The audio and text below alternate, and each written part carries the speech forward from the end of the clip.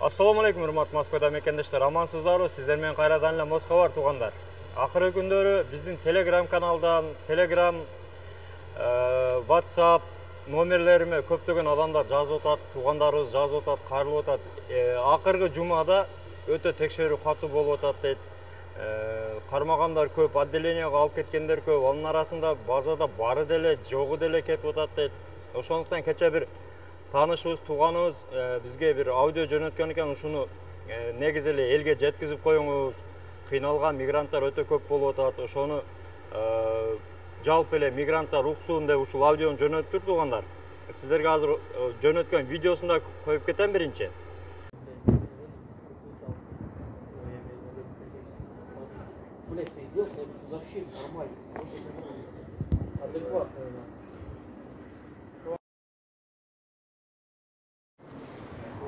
Assalamu alaikum. Тақсыр. Мен бір обращение қылайын дедім мені. Кече таңамал саат 10-11-лерде ерте менен өзім бір туған бір атышканмы полицейский қармап регистрациясы базада жоқ екен деп отделениеге апарып отделениеда бір сутка жатты. Бір сутка жатқандан кейін ерте менен сотқа ашырып, азыр сотто ушеде күтүп отурабыз. Мен сизге видеого тарып жибердим. Ушунча кыргыздар ушерде bir суткадан бери жатып отделениеде азыр эми сот болушун күтүп отурушат. Мен айтайын дегеним, сиз ошо документ жасагандарга бир обращение кылып койсоңуз. Ал документ жасагандар бир квартирага адамды биринин үстүнө бирин регистрация кое берет экен. Базада бир жума турат, 2 жума турат, анан базардан чыгып кетет.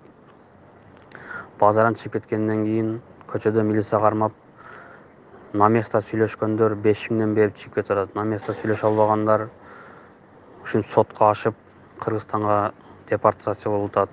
Же административный штраф 5000 төгүп атышат.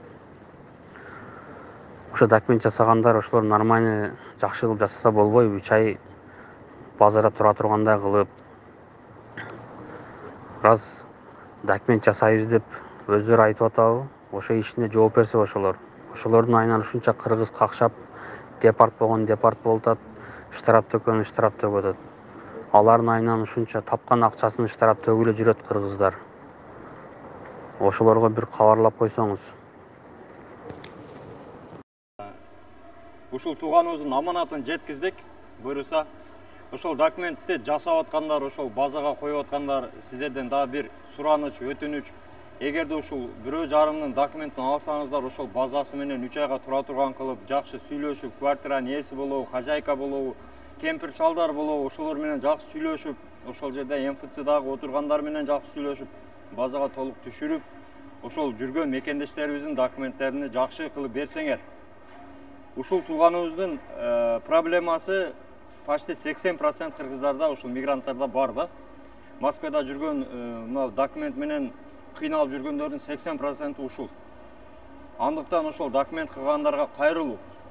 Эгерде кылсаңыздар ошол базасын тактап, түптөп, тазалап, жакшына кылып кылган ишиңиздерди так аткарыңыздар. Квартирага койсоңуздар деле ошол квартиранын ээлери менен жакшы сүйлөшүп, жакшылап кой бериңиздер. Сиздерден сураныч. Ошол аманатты жеткиздик туугандар. Андыктан ушул маалыматты деле группаларга бөлүшүп коюңуздар. Ар бир мигранттарга керектүү маалымат билсин, көрсүн, таркатып коюңуздар туугандар. Аман болуңуздар. Бөтөн жерде өзүңүздөргө сак, документке так болуңуздар туугандар.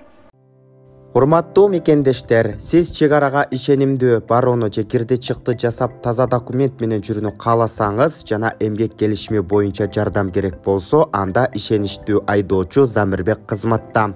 Ортомчусуз чек арага өзү алып кирип алып чыгат. Заманбап, комфорт, машинада жылуу жумшак барып келесиз. 24 саат WhatsApp менен байланыш 8 926 752 46 01 Замирбек.